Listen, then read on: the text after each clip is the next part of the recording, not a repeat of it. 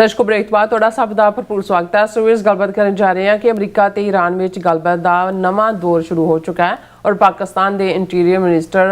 मोहसिन नकवी इस हफ्ते दूसरी बार तेहरान पहुंचे हैं और अमरीका के वाइस प्रेजिडेंट ने अपनी ब्रीफिंग में ईरान क्राइसिस के खत्म होने की उम्मीद जी है वो जताई है और ईरान वालों मिले जुले सिग्नल हैं और नाल ही उसका कहना है कि अमरीका की नवी पेशकश से जी गंभीरता नाल विचार कर रहा है। सो इस विच कोई शक नहीं कि पाकिस्तान ने ईरान क्राइसिस नूं गल करन लई अपना डिप्लोमैटिक जिहड़ा वो रोल अदा किया है और सारी दुनिया में वाह वाह खट्टी है। सो इस बारे आप गलबात करन जा रहे हैं। सो असीं चाहांगे कि तुसीं इसी तरह बने रहना देखण सुन लई लिखण लई तुहाडा सब दा बहुत धन्नवाद है जी। डॉक्टर साहब की कहना चाहोगे? देखो बीते मंडे जो प्रेजिडेंट ट्रंप ने इस तो पहला तो बिल्कुल बड़ी हार्ड लाइन लै लई सी कि भी हुण गलबात किसी कंढे नहीं लग रही, ईरान नूं असीं जिहड़ा उस दे उत्ते बंब वरसावांगे। लेकिन अगेन जिहड़ी उन्हां दी डेडलाइन सी उस तो घंटा पहला उन्होंने अपने सोशल ट्रूथ के उत्ते ये लिखिया कि 3 मुल्कां उन्होंने आगुआं दे नाम भी दिते, उन्होंने विच कतर, सऊदी अरेबिया और UAE कि उन्हां दी रिक्वेस्ट के उत्ते जिहड़ा असीं अपने इस नूं डिले कर रहे हैं और गलबात जारी रहेगी। नाल ही उन्होंने कहा कि जी असीं अपने आर्मी कमांडर्स नूं सेंट्रल कमांड और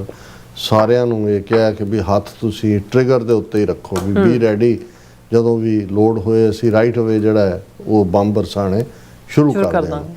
और चलो एक राहत की गल सी। इस दे जवाब दे विच ईरान ने जिहड़ा भी मिक्स सिग्नल दिते और ईरान ने कहा कि जी असीं जिहड़ियां अमरीका दियां लेटेस्ट प्रपोजल्स ने सानू मिलियां ने, Iran examining US proposal as Trump says in final stages for talk. उन्हां दा ईरानियन फॉरेन मिनिस्ट्री दे स्पोक्समैन इस्माइल बैकवर्ड ने कहा कि Islamic republic had received the points of view of the American side and we are currently examining them. So इस तो ये होया कि भाई ये जिहड़ा है रिजॉल्व होने वाल एटलीस्ट एफर्ट जरूर किया जा रहा है। फिर जिहड़ी ईरान दे हुण ये हुंदा भी ईरान दी फॉरेन मिनिस्ट्री दा स्पोक्समैन भी जां उन्हां दा फॉरेन मिनिस्टर भी वो थोड़े जे डव लाइक उन्हां दा रिस्पॉन्स हुंदा है, पर जिहड़े ईरान गार्ड्स ने जिहड़े असल च कंट्रोल करदे ने उन्हां दी पॉलिसी वो अपना पूरा तिखा ही जिहड़ा वो रिएक्शन दिंदे ने। War would spread beyond West Asia says Iran guards. उन्होंने Iran revolutionary guards issued their own threat saying if the aggression against Iran is repeated, the promised regional war will this time spread far beyond the region and our devastating blows will crush you। हुण ये पूरी धमकी वाली जबान है कि भी असीं जिहड़ा इस नूं फिर थां थाई पहुंचा देंगे। और इहदे च भी कोई शक नहीं है भी जे UAE जां कतर जां सऊदी अरेबिया ने रिक्वेस्ट किया है, उन्होंने पता है कि पहले हमले जड़े ने मिसल और ड्रोन और दूजे जड़े ने वो गल्फ स्टेट्स के उन्होंने उत्ते ही आएंगे। हुण इस सारे दे चलदे जी एक काफ़ी हैरानीजनक खबर सामने आई और क्योंकि अमेरिका दे विच घट्टो घट्टी के बावजूद कई कुछ जड़े फौजी ऑपरेशन होंदे ने वो बाद दे विच डीक्लासीफाई इन्फॉर्मेशन होंदी है, लेकिन अमरीका दे विच एक कांग्रेशनल रिसर्च सर्विस है जिहड़े अपनी रिपोर्ट किसी भी इशू के उत्ते कढ़ते रहंदे ने और उन्हां दी जिहड़ी रिपोर्ट पिछले कल आई US lost 42 aircraft including fighter jets MQ-9 reaper drones and Iran war report. हुण ये जिहड़ी इसनूं कांग्रेशनल रिसर्च सर्विस CRS कहंदे ने उहदी रिपोर्ट के मुताबिक ये जिहड़ा 40 रोज़ा ईरान अमरीका कन्फ्लिक्ट होया है, इहदे च अमरीका दे 42 जहाज़ जिहड़े ने वो नुकसाने गए जिन्हां दे विच फाइटर जैट भी सी, MQ-9 रीपर ड्रोन भी सी और अगे भी इसकी होर भी डिटेल है कि ये 28 फरवरी तो जिहड़ी शुरू हुई जंग सी इस दे which the aircraft losses and damages include 4 F-15E strike eagle fighter jets, 1 F-35A Lightning II fighter aircraft, 1 A-10 Thunderbolt, 2 ground attack aircraft, 7 KC-135 Stratotanker aerial refueling aircraft, 1 E-3 Sentry AWACS aircraft,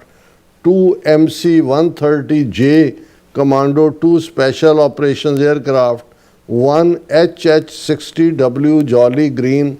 2 helicopter, 24 MQ-9 Reaper drones and 1 MQ-4C Triton drone। ਹੁਣ ਇਹ ਉਹਨਾਂ ਨੇ ਬਿਲਕੁਲ ਵੇਰਵੇ ਨਾਲ ਦਿੱਤਾ ਵੀ ਇਹ ਜਿਹੜਾ ਲਾਸ ਹੈ ਉਹਨਾਂ ਨੇ ਕਿਹਾ ਵੀ ਇਹ ਅਸੀਂ US ਕਾਂਗਰਸ ਕਮੇਟੀਜ਼ ਔਰ ਜਿਹੜੀਆਂ ਵੀ ਡਿਪਾਰਟਮੈਂਟ ਆਫ ਡਿਫੈਂਸ ਔਰ US ਸੈਂਟਰਲ ਕਮਾਂਡ ਦੀਆਂ ਬਰੀਫਿੰਗਸ ਨੇ ਉਸ ਤੇ ਆਧਾਰਿਤ ਕੀਤਾ। 42 ਬਹੁਤ ਵੱਡਾ ਲਾਸ ਹੈ 에ਅਰਕ੍ਰਾਫਟ ਦਾ। ਔਰ ਨਾਲ ਦੀ ਨਾਲ ਉਹਨਾਂ ਨੇ ਕਿਹਾ ਕਿ ਵੀ ਆਲਰੇਡੀ ਜਿਹੜਾ ਅਮਰੀਕਾ ਇਸ ਜੰਗ ਦੇ ਵਿੱਚ $29 ਬਿਲੀਅਨ ਜਿਹੜਾ ਹੈ ਉਹ ਖਰਚ ਕਰ ਚੁੱਕਾ ਹੈ। ਸੋ ਇਸ ਤੋਂ ਅਸੀਂ ਅੰਦਾਜ਼ਾ ਲਾ ਸਕਦੇ ਹਾਂ ਹੁਣ ਇਹ ਜੇ 42 에ਅਰਕ੍ਰਾਫਟ ਔਰ ਰੀਪਰ ਡਰੋਨ ਈਰਾਨ ਨੇ ਇਹਨਾਂ ਦੇ ਨੁਕਸਾਨੇ ਨੇ ਅਮਰੀਕਾ ਦੇ, ਤੇ ਫਿਰ ਇਹ ਜਿਹੜਾ ਬਹੁਤ ਸਾਰਾ ਪਾਰਟ ਪਹਿਲੀ ਸਟੇਜ ਦੇ ਉੱਤੇ ਪ੍ਰੋਪੇਗੇਟਡ ਸੀ ਇਹ ਇਸ ਦੇ ਆਪੋਜ਼ਿਟ ਹੈ, ਕਿਉਂਕਿ ਇਹ ਤਾਂ ਸਾਹਮਣੇ ਸੀ ਕਿ ਵੀ ਕਿਵੇਂ ਜਿਹੜੇ ਬੇਸਿਸ ਨੇ ਉਹ ਦੁਬਈ 'ਚ ਹੋਏ ਜਾਂ ਕਤਰ 'ਚ ਹੋਏ ਜਾਂ ਦੂਜੇ ਤੀਜੇ ਉਹ ਸਾਰੇ ਵਲਨਰੇਬਲ ਸੀ, ਪਰ ਈਵਨ ਇਹ ਕਾਫੀ ਸਾਈਜ਼ੇਬਲ ਲਾਸ ਹੈ। ਸੋ ਇਹੀ ਕਾਰਨ ਹੈ ਕਿ ਮੈਂ ਸਮਝਦਾ ਵੀ ਜਿਹੜੇ ਅਮਰੀਕਾ ਦੇ ਖਾਸ ਤੌਰ 'ਤੇ ਫੌਜੀ ਐਡਵਾਈਜ਼ਰ ਨੇ ਉਹ ਅਜੇ ਤੱਕ ਇਹ ਜਿਹੜਾ ਇੰਨਾ ਲਾਸ ਹੋਇਆ ਇਹਦੇ ਬਾਵਜੂਦ ਕਿ ਕੋਈ ਅਮਰੀਕਾ ਨੇ ਬੂਟਸ ਔਨ ਦਾ ਗਰਾਊਂਡ ਨਹੀਂ ਉਤਾਰੇ, ਕਿਉਂਕਿ ਅਜੇ ਸਿਵਿਲੀਅਨ ਕੈਜੂਅਲਟੀਜ਼ ਤਾਂ ਨਹੀਂ ਹੋਈਆਂ, ਫਿਊ ਹੰਡਰਡ ਪਹਿਲੀ ਸਟੇਜ ਤੇ ਜਿਹੜੇ ਬੇਸਿਸ ਦੇ ਵਿੱਚ ਉਹਨਾਂ ਨੇ ਮਿਜ਼ਾਈਲ ਜਾਂ ਡਰੋਨ ਦਾਗੇ ਉਸ ਦੇ ਵਿੱਚ ਹੋਇਆ। ਔਰ ਇਸ ਚੋਂ ਇੱਕ ਇਹ ਸਭ ਦੇ ਬਾਵਜੂਦ ਹੀ ਮੈਂ ਸਮਝਦਾ ਕਿ ਵੀ ਅਮਰੀਕਾ ਦੇ ਵਿੱਚ ਵੀ ਜਿਹੜੀ ਇਹ ਫੀਲਿੰਗ ਹੈ, ਹਾਲਾਂਕਿ ਇਹਦੇ 'ਚ ਵੀ ਕੋਈ ਸ਼ੱਕ ਨਹੀਂ ਹੈ ਕਿ ਪ੍ਰੈਜ਼ੀਡੈਂਟ ਟਰੰਪ ਦੀ ਬੇਸ਼ੱਕ ਈਰਾਨ ਵਾਰ ਨੂੰ ਲੈ ਕੇ ਮੈਜੋਰਿਟੀ ਅਮਰੀਕਨ ਇਹਦੇ ਹੱਕ 'ਚ ਨਹੀਂ ਨੇ, ਪਰ ਪ੍ਰੈਜ਼ੀਡੈਂਟ ਟਰੰਪ ਦੀ ਪੋਪੂਲੈਰਿਟੀ ਨੂੰ ਕੋਈ ਫਰਕ ਨਹੀਂ ਪਿਆ ਹੈ ਜਿਹੜਾ। ਔਰ ਜਿਹੜੀਆਂ ਹੁਣ ਇਲੈਕਸ਼ਨਸ ਕਾਂਗਰਸਮੈਨ ਇੱਕ 5-6 ਟਰਮ ਦਾ ਅਸੀਂ ਡਿਸਕਸ ਕਰਾਂਗੇ ਕੈਂਟਕੀ ਦੇ ਵਿੱਚ ਜਾਂ ਦੂਜੇ ਜਿਹੜਾ ਕ੍ਰਿਟਿਕ ਸੀ ਟਰੰਪ ਦਾ, ਔਰ ਟਰੰਪ ਨੇ ਟਾਰਗੇਟ ਕੀਤਾ ਵੀ ਇਹਨਾਂ ਨੂੰ ਹਰਾਣਾ, ਉਹ ਹਾਰਿਆ ਬੜੀ ਬੁਰੀ ਤਰ੍ਹਾਂ। ਔਰ ਇਸੇ ਤਰ੍ਹਾਂ ਜਿਹੜਾ ਹੋਰ ਵੀ ਜਿਹੜੇ ਰਿਜ਼ਲਟ ਹੋਰ ਪਾਸੇ ਦੱਸ ਰਹੇ ਨੇ। ਸੋ ਇਸ ਸਭ ਦੇ ਬਾਵਜੂਦ ਅਸੀਂ ਸਮਝਦੇ ਹਾਂ ਵੀ ਜਿਵੇਂ JD ਵੈਂਸ ਜਿਹੜੇ ਆਲਮੋਸਟ ਪਿਛਲੇ 2 ਹਫ਼ਤੇ ਤੋਂ ਉਹਨਾਂ ਨੂੰ ਬਹੁਤਾ ਨਹੀਂ ਸੀ ਕਿਤੇ ਦੇਖਿਆ ਸੁਣਿਆ ਜਾ ਰਿਹਾ। ਹਾਲਾਂਕਿ ਹੁਣ ਇਹ ਵੀ ਹੈ ਕਿਉਂਕਿ ਪ੍ਰੈਜ਼ੀਡੈਂਟ ਟਰੰਪ ਦੀ ਤਾਂ ਆਲਮੋਸਟ 1.5 ਸਾਲ ਪੂਰਾ ਹੋਣ ਵਾਲਾ ਹੈ, 2.5 ਸਾਲ ਬਾਅਦ ਨਵੇਂ ਪ੍ਰੈਜ਼ੀਡੈਂਟ ਦਾ, ਔਰ ਉਹਦੇ ਲਈ ਜਿਹੜੇ 2 ਉਮੀਦਵਾਰ ਵਿਦਨ ਟਰੰਪ ਕੈਬਨਿਟ ਨੇ ਉਹਨਾਂ 'ਚ ਮਾਰਕੋ ਰੂਬੀਓ ਸੈਕਟਰੀ ਆਫ ਸਟੇਟ ਜਿਹੜਾ ਹੌਕ ਹੈ ਇਸ ਮੁੱਦੇ ਦੇ ਉੱਤੇ, ਈਰਾਨ ਵਾਰ ਦੇ ਮੁੱਦੇ ਦੇ ਉੱਤੇ, ਔਰ JD ਵੈਂਸ ਜਿਹਦੇ ਬਾਰੇ ਇਵਨ ਟਰੰਪ ਨੇ ਵੀ ਕਿਹਾ ਸੀ ਕਿ ਆਈਡੀਓਲੋਜੀਕਲੀ ਉਹ ਇਸ ਜੰਗ ਦੇ ਹੱਕ ਵਿੱਚ ਨਹੀਂ ਸੀ। ਹੁਣ JD ਵੈਂਸ ਨੇ ਜਿਹੜਾ ਹੈ ਉਹ ਵਾਈਟ ਹਾਊਸ ਬਰੀਫਿੰਗ ਰੂਮ ਦੇ ਵਿੱਚ ਕਿਹਾ, ਜਿਹੜਾ ਕਿ ਰਾਇਟਰ ਨਿਊਜ਼ ਏਜੰਸੀ ਨੇ ਹੈਡਲਾਈਨ ਦਿੱਤੀ, at White House briefing Vance says Iran war won't be forever. The White House briefing room has emerged this month as informal audition stage in the race to succeed President Donald Trump in 2028. Mr. Vance's appearance at the podium came about 2 weeks after Secretary of State Marco Rubio, his possible future rival, drew wide attention for his debut briefing. कि 2 हफ्ते तो Marco Rubio ही briefing कर रहे थे इस White House room, और ਉਹਦੇ JD ਵੈਂਸ ਨੇ ਕਿਹਾ ਕਿ ਵੀ ਇਹ ਕੋਈ ਫਾਰ ਐਵਰ ਵਾਰ ਨਹੀਂ ਹੈ, ਔਰ ਅਸੀਂ ਹੋਪ ਕਰਦੇ ਹਾਂ ਕਿ ਭਾਈ ਇਸ ਦਾ ਜਿਹੜਾ ਕੋਈ ਨਾ ਕੋਈ ਹੱਲ ਨਿਕਲੇਗਾ। ਸੋ ਇਹ ਤਾਂ ਗਰਾਊਂਡ ਦੇ ਉੱਤੇ ਕੀ ਚੱਲ ਰਿਹਾ ਈਰਾਨ ਕ੍ਰਾਈਸਿਸ ਨੂੰ ਲੈ ਕੇ ਇਹ ਹੈ, ਲੇਕਿਨ ਜਿਹੜੀ ਇੰਟਰਨੈਸ਼ਨਲ ਨਿਊਜ਼ ਏਜੰਸੀਜ਼ ਦੀ ਖਬਰ ਹੈ ਹੁਣ ਇਹ ਸਾਰੀ ਜਿਹੜੀ ਗੱਲਬਾਤ ਇਹਦੇ ਬਾਵਜੂਦ ਦੁਬਾਰਾ ਵਾਰ ਸਟਾਰਟ ਹੁੰਦੇ ਰੁਕੀ, ਭਾਵੇਂ ਕ੍ਰੈਡਿਟ ਪ੍ਰੈਜ਼ੀਡੈਂਟ ਟਰੰਪ ਨੇ ਉਹ ਕਤਰ ਜਾਂ ਸਾਊਦੀ ਅਰੇਬੀਆ ਜਾਂ UAE ਦੀ ਰਿਕੁਐਸਟ ਨੂੰ ਦਿੱਤਾ, ਪਰ ਜਿਹੜੀ ਪਾਵਰਫੁਲ ਲੌਬੀ ਜਾਂ ਪਾਵਰਫੁਲ ਪਰਸਨ ਜਾਂ ਪਾਵਰਫੁਲ ਟੀਮ ਇਸ ਸਾਰੇ ਨੂੰ ਕ੍ਰਾਈਸਿਸ ਨੂੰ ਹੱਲ ਕਰਨ ਦੇ ਲਈ ਮੀਡੀਏਸ਼ਨ ਕਰ ਰਹੀ ਹੈ ਜਾਂ ਇਸ ਨੂੰ ਫੈਸਿਲੀਟੇਟ ਕਰ ਰਹੀ ਹੈ, ਉਹ ਫੀਲਡ ਮਾਰਸ਼ਲ ਆਸਮ ਮੁਨੀਰ ਔਰ ਪਾਕਿਸਤਾਨ ਦਾ ਜਿਹੜਾ ਸਿਵਿਲੀਅਨ ਐਡਮਿਨਿਸਟ੍ਰੇਸ਼ਨ ਜਿਹੜਾ at the back end call of army establishment ਹੈ ਉਹਨਾਂ ਦਾ ਐਫਰਟ ਹੈ। ਔਰ ਇਸ ਨੂੰ ਦੁਨੀਆ 'ਚ ਦੇਖੋ ਕਈ ਚੀਜ਼ਾਂ ਹੁੰਦੀਆਂ ਨੇ, ਕਿਵੇਂ ਪਾਕਿਸਤਾਨ ਨੂੰ ਛੁਟਾਇਆ ਜਾ ਰਿਹਾ ਸੀ, failed economy, epicentre of terrorism, ਇਹ ਉਹ ਇੰਡੀਆ ਦਾ ਪ੍ਰੋਪੇਗੈਂਡਾ ਵੈਸਟਰਨ ਵਰਲਡ ਵੀ ਬਾਏ ਕਰਦਾ ਸੀ, ਇੰਟਰਨੈਸ਼ਨਲ ਇੰਸਟੀਟਿਊਸ਼ਨਸ ਵੀ, ਵਰਲਡ ਬੈਂਕ ਨੇ ਵੀ ਜਿਹੜਾ ਹੈ ਉਹ ਬੜਾ ਸਖਤ ਰਵੱਈਆ ਅਖਤਿਆਰ ਕੀਤਾ ਹੋਇਆ ਸੀ ਕੋਈ ਵੀ ਲੋਨ ਦੇਣ ਦੇ ਲਈ, ਜਾਂ ਦੂਜੇ UN ਦੇ ਵਿੱਚ ਵੀ ਕਿਸ ਲੈਵਲ ਦੇ ਉੱਤੇ ਚੱਲਦਾ ਸੀ। ਪਰ ਓਵਰਆਲ ਇਸ ਵੇਲੇ ਜਦੋਂ ਅਸੀਂ ਕਹਿੰਦੇ ਹਾਂ ਕਿ ਵੀ ਪਾਕਿਸਤਾਨ ਨੇ ਵਾਹ ਖੱਟੀ ਔਰ ਖੱਟ ਰਿਹਾ, ਕੱਲ੍ਹ ਨੂੰ ਨਤੀਜਾ ਕੀ ਹੋਏਗਾ ਇਹ ਰੱਬ ਜਾਣਦਾ ਹੈ ਜਾਂ ਟਰੰਪ ਜਾਣਦਾ ਹੈ, ਕਿਉਂਕਿ ਟਰੰਪ ਦੇ ਉੱਤੇ ਨੇਤਨਯਾਹੂ ਦਾ ਬਹੁਤ ਜ਼ਿਆਦਾ ਪ੍ਰੈਸ਼ਰ ਹੈ ਔਰ ਉਹ ਗ੍ਰੇਟ ਕਰੀ ਜਾਂਦਾ ਹਰ ਚੀਜ਼ ਨੂੰ। ਲੇਕਿਨ ਇਸ 'ਚ ਕੋਈ ਦੋ ਰਾਵਾਂ ਨਹੀਂ ਨੇ ਕਿ ਪਾਕਿਸਤਾਨ ਵੱਲੋਂ ਬਹੁਤ ਔਰ ਸਾਇਲੈਂਟਲੀ ਪਾਕਿਸਤਾਨ ਦੀ ਤੁਹਾਨੂੰ ਕੋਈ ਪ੍ਰੈਸ ਬਰੀਫਿੰਗ ਨਜ਼ਰ ਨਹੀਂ ਆਏਗੀ ਇਸ ਮੁੱਦੇ ਤੇ, ਇਸ ਦੂਸਰੇ ਦੇ ਉੱਤੇ। ਔਰ ਹੁਣ ਵੀ ਜਿਹੜੀ ਏਜੰਸੀਜ਼ ਦੀ ਖਬਰ ਹੈ, US Iran talks, Pakistan's interior minister travels to Tehran for second time within a week। ਇਸ ਇੱਕ ਹਫਤੇ ਦੇ ਵਿੱਚ ਇਸ ਹਫਤੇ ਦੇ ਵਿੱਚ ਦੂਸਰੀ ਵਾਰ ਜਿਹੜੇ ਪਾਕਿਸਤਾਨ ਦੇ ਇੰਟੀਰੀਅਰ ਮਿਨਿਸਟਰ ਨੇ, ਜਿਨ੍ਹਾਂ ਨੂੰ ਅਸੀਂ ਗ੍ਰਹਿ ਮੰਤਰੀ ਵੀ ਹੋਮ ਮਿਨਿਸਟਰ ਵੀ ਕਹਿੰਦੇ ਹਾਂ, ਮੋਹਸਿਨ ਨਕਵੀ, ਉਹ ਪਹੁੰਚੇ ਨੇ ਤਹਿਰਾਨ। ਔਰ ਇਹ ਜਿਹੜੀ ਹੈ ਬੈਕ ਚੈਨਲ ਜਿਹੜੀ ਜਿਹਨੂੰ ਗੱਲਬਾਤ ਕਹਿੰਦੇ ਨੇ ਉਹ ਚੱਲ ਰਹੀ ਹੈ। ਔਰ ਇਹ ਜਿਹੜਾ ਉਹਨਾਂ ਦੀ his departure comes as Islamabad continues to lead mediation efforts between Washington and Tehran,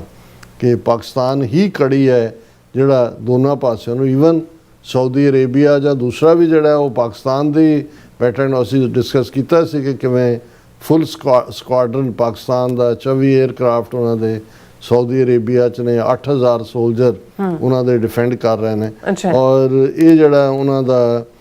interior minister ਦਾ ਮੋਹਸਿਨ ਨਕਵੀ, ਇਹ ਕਾਫੀ ਕੌਨਫੀਡੈਂਸ਼ੀਅਲ ਨੇ, ਕੌਨਫੀਡੈਂਟ ਨੇ ਆਸਿਮ ਮੁਨੀਰ ਫੀਲਡ ਮਾਰਸ਼ਲ ਦੇ ਵੀ। ਔਰ ਜ਼ਾਹਰ ਹੈ ਕਿ ਤਹਿਰਾਨ ਦੇ ਨਾਲ ਵੀ ਇਹਨਾਂ ਨੇ ਵਿਚੋਲਗੀ ਤੁਸੀਂ ਤਾਂ ਹੀ ਕਰ ਸਕਦੇ ਹੋ ਕਿ ਦੋਨੋਂ ਪਾਸਿਆਂ ਦਾ ਤੁਹਾਨੂੰ ਫੇਥ ਹੈ। ਅਮਰੀਕਾ ਨੇ ਆਪਣਾ ਫੁੱਲ ਫੇਥ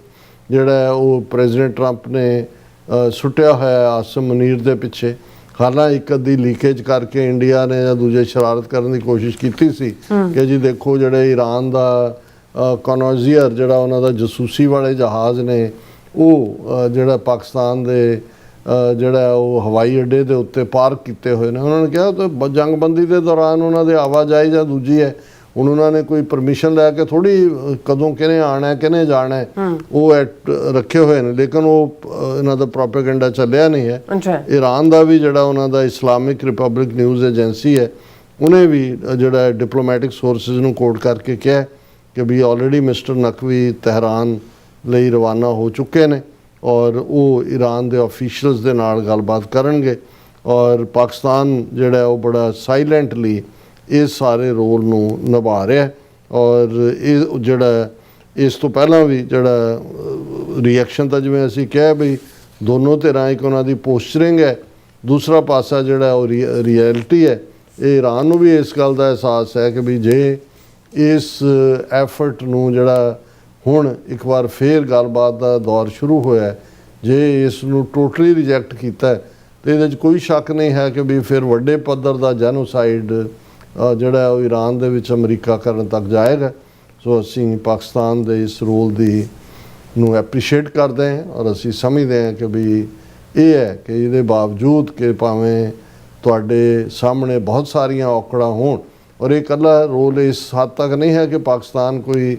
ਪਲੀਜ਼ ਕਰ ਰਿਹਾ ਅਮਰੀਕਾ ਨੂੰ ਜਾਂ ਈਰਾਨ ਨੂੰ। ਅਸੀਂ ਸਮਝਦੇ ਹਾਂ ਵੀ ਜੇ ਇਸ ਕ੍ਰਾਈਸਿਸ ਨੂੰ ਰਿਜ਼ੋਲਵ ਕਰਨ ਦੇ ਵਿੱਚ ਪਾਕਿਸਤਾਨ ਦਾ ਐਫਰਟ ਸਕਸੈਸਫੁਲ ਹੁੰਦਾ ਹੈ ਤੇ ਉਸ ਖਿੱਤੇ ਦੇ ਸਾਰੇ ਜਿੱਥੇ ਲੋਕਾਂ ਦੀ ਜਾਨ ਬਚਾਉਣਾ ਹੈ, ਅਮਰੀਕਨ ਸੋਲਜਰਸ ਦੀ ਲਾਈਫ ਸੇਫ ਹੁੰਦੀ ਹੈ, ਇਰਾਨੀਅਨ ਆਮ ਲੋਕਾਂ ਦੀ ਹੁੰਦੀ ਹੈ, ਉੱਥੇ ਜਿਹੜਾ ਕ੍ਰਾਈਸਿਸ ਇਸ ਵੇਲੇ ਆਮ ਲੋਕ 4-4 ਗੁਣਾ ਕੀਮਤਾਂ ਵਧੀਆਂ ਹੋਈਆਂ ਨੇ, ਬੁਰਾ ਹਾਲ ਬੌਂਕੇ ਦਿਹਾੜੇ ਨੇ। ਸੋ ਇਹ ਉਹਨਾਂ ਸਭ ਲੋਕਾਂ ਦੀਆਂ ਜਿਹੜੀਆਂ ਫਿਰ ਦੁਆਵਾਂ ਨੇ, ਉਹਨਾਂ ਦੀਆਂ ਅਸੀਸਾਂ ਨੇ, ਉਹ ਵੀ ਪਾਕਿਸਤਾਨ ਨੂੰ ਮਿਲਣਗੀਆਂ ਕਿ ਭਾਈ ਇਸ